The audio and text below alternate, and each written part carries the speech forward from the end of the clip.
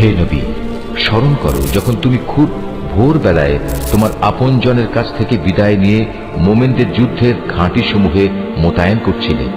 তখন তুমি জানতে আল্লাহ তাআলা সব কিছু শোনেন এবং তার বান্দাদের তিনি ভালো করেই জানেন। বিশেষ করে সেই নাজুক পরিস্থিতিতে যখন তোমাদের দুটো দল মনোবল হারিয়ে ফেলার উপক্রম করে ফেলেছিল, তখন আল্লাহ তাআলাই তাদের উভয় দলের সেই ভগ্ন মনোবল জোড়া লাগাবার কাজে অভিভাবক হিসেবে মজুদ ছিলেন।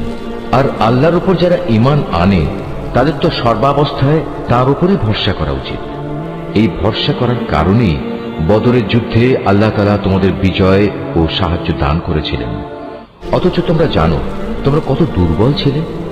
অতএব আল্লাহকে ভয় করো, আশা করা যায় তোমরা আল্লাহর কৃতজ্ঞতা আদায় করতে সক্ষম হবে। সে মুহূর্তের কথাও স্মরণ করো যখন তুমি মোমেনদের বলেছিলে, যুদ্ধে বিজয় লাভ করার জন্য তোমাদের মালিক যদি আসমান থেকে 3000 ফেরেশতা পাঠিয়ে তোমাদের সাহায্য করেন, তাহলে তোমাদের বিজয়ের জন্য তা কি যথেষ্ট হবে না? অবশ্যই তোমরা যদি ধৈর্য ধারণ করো এবং শয়তানের চক্রান্ত থেকে বেঁচে থাকতে পারো। এ অবস্থায় তারা শত্রু বাহিনী যদি তোমাদের উপর দ্রুত গতিতে আক্রমণ করে বসে, তাহলে তোমাদের মালিক প্রয়োজনে 5000 চিহ্নিত ফেরেশতা দিয়েও তোমাদের সাহায্য করবেন। আসলে এ সংখ্যাটা বলে আল্লাহ তাআলা তোমাদের জন্য একটি সুসংবাদ দিয়েছেন। নতুবা বিজয়ের জন্য তো তিনি একাই যথেষ্ট। আল্লাহ তাআলা চেয়েছেন যেন এর ফলে তোমাদের মন কিছুটা প্রশান্ত ও আশ্বস্ত হতে পারে। আর সাহায্য ও বিজয় তা তো পরাক্রান্ত প্রজ্ঞাময় আল্লাহ তাআলার পক্ষ থেকেই আসে, তিনিই সর্বজ্ঞ।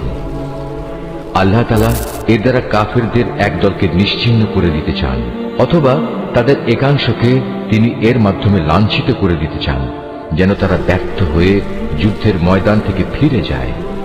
হে নবী, এ ব্যাপারে তোমার কিছুই করার নেই। আল্লাহ তাআলা চাইলে তাদের উপর দয়া পরবশ হবেন, কিংবা চাইলে তাদের কঠোর শাস্তি দেবেন, কেননা এরা ছিল স্পষ্টত জালেম। আসমান সমূহ ও জমিনে যা কিছু আছে তার সব হচ্ছে আল্লাহ তাআলা। তিনি যাকে ইচ্ছা ক্ষমা করে দেবেন, যাকে ইচ্ছা শাস্তি দেবেন। আল্লাহ তাআলা অত্যন্ত ক্ষমাশীল ও পরম দয়ালু। হে মানুষ, তোমরা যারা ইসলামকে একটি পূর্ণাঙ্গ বিধান হিসেবে বিশ্বাস করেছ, চক্রবৃদ্ধি হারে সুদ খেও না এবং তোমরা আল্লাহ তাআলাকে ভয় করো। আশা করা যায় তোমরা কল্যাণ লাভ করতে পারবে। হে নবী, স্মরণ করো যখন তুমি খুব ভোরবেলায় তোমার আপনজনের কাছ থেকে বিদায় নিয়ে মোমেনদের যুদ্ধের ঘাঁটি সমূহে মোতায়েন করছিলে। তখন তুমি জানতে আল্লাহ তাআলা সব কিছু শোনেন এবং তার বান্দাদের তিনি ভালো করেই জানেন।